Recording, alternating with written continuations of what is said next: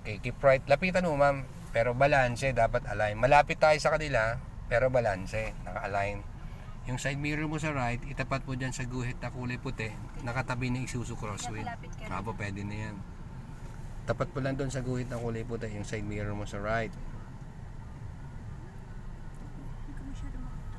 Ibig sabihin po, lumambas na.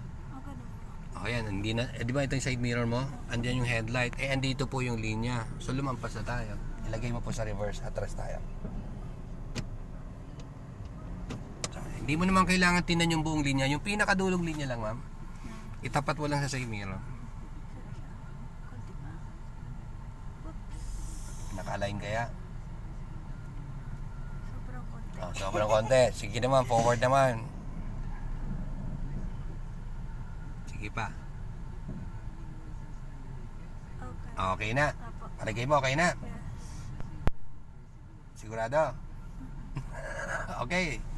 So habang tayo nakahinto, dito tayo paparada. Ito yung spot natin. Ito daw may manibela mo sa left, sagad. All the way to the left. Ngayon ang gagamitin natin sa rear view mirror. Nakita mo po yung headlight ng Vios. Yung part na yan. Yung headlight na yan, itatapat nyo po dun sa headrest natin sa likod. Yun yung gitna ng salamin natin. Gagawa tayo ng 45 degrees. Okay, let's go. Pero tingin pa rin kaliwat kanan, lalo na sa mga salamin, baka may biglang pumasok dyan. So yan ay rear view ang gagamitin. Rear view, ma'am. Aabangan mo dyan yung headlight ni Vios, dapat makita mo sa gitna ng headrest.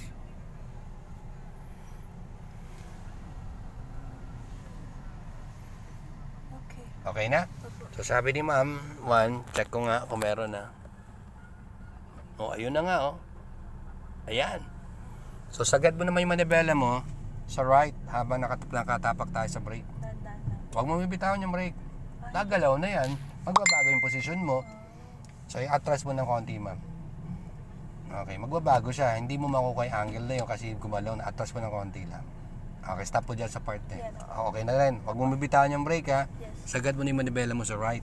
Pero huwag mong pagagalawin yung sasakyan. Right, sagad mo na muna. All the way to the right. Saka mo ilagay sa reverse. Kapag nag-lock na, reverse. Okay. Ayun ang gagamitin mo naman, left and right side mirror. Mabilis ang tingin.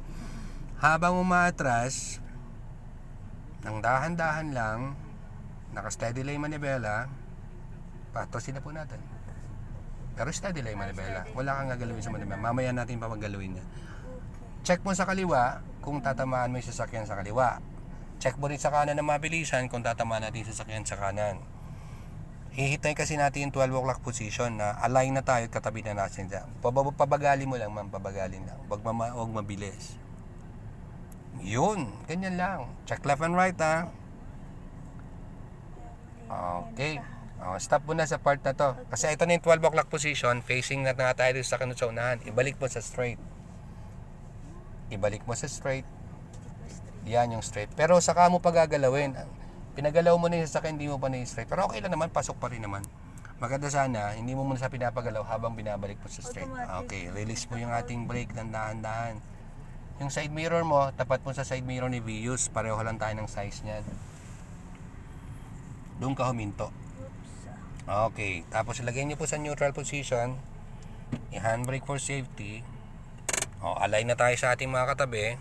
Pag check ko dito, nasa loob ka po ng linya. Silipin mo nga dyan, ma'am. Pwede ka mabukas ang pinto. Yeah. Nasa loob ka din ng line.